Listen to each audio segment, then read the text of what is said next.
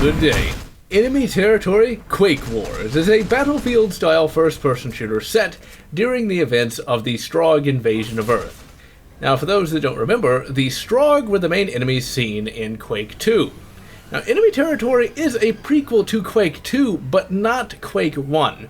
You see, Quake 2 is not a direct sequel to Quake. In fact, it has nothing to do with it at all.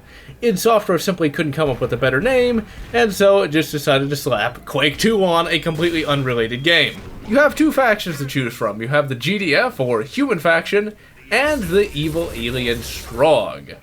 Now, the classes from Enemy Territory are fairly basic. You have the Soldier, Engineer, Spec Ops, Medic, but one interesting class is the Field Ops. And this gets, of course, into the concept of deployables. In this game, you can call down different deployables depending upon your class. As an engineer, you can call down turrets that are good against vehicles, infantry, or enemy artillery.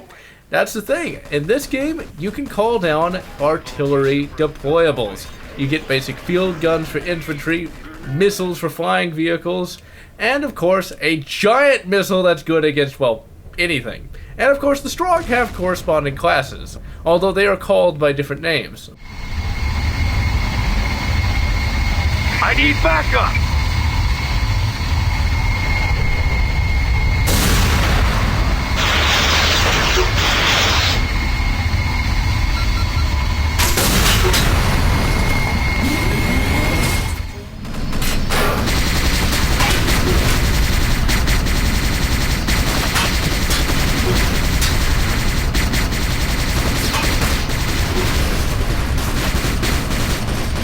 Now, even though this game has deployables, it's still pretty generic.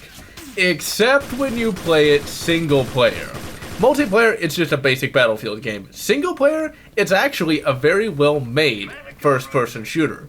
And that's the thing. The AI is really, really good. Better, in fact, than a lot of human players I've played against.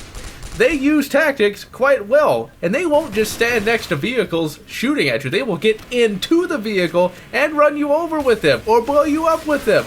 They'll get into aircraft and strafe you. They will call in artillery strikes. They will do everything that a human player can do, and sometimes a lot better, I might add. One rather humorous note, though, the AI bots actually talk. Sure, they're all canned phrases, but hearing somebody sarcastically say thank you is pretty bloody hilarious, especially when you're not expecting it. Also, they all have rather amusing screen names, so to speak. Really, the best thing about the game is the fact that the gameplay is very organic. It is not just a linear series of corridors where you shoot 5 or 6 guys. You actually have to approach situations with good sense and tactics. You can't just run in and shoot everybody. If you try to run in and do anything, you'll promptly be killed by a turret. If you get in a tank and think you're just going to go on a rampage, there are vehicle turrets that will kill you in about 2 seconds. That is, of course, if you get anywhere near them and haven't already been destroyed by an enemy plane. Really, I recommend Enemy Territory Quake Wars not necessarily for its multiplayer, mainly because it's fairly generic, but for its single player, as it is really a unique experience.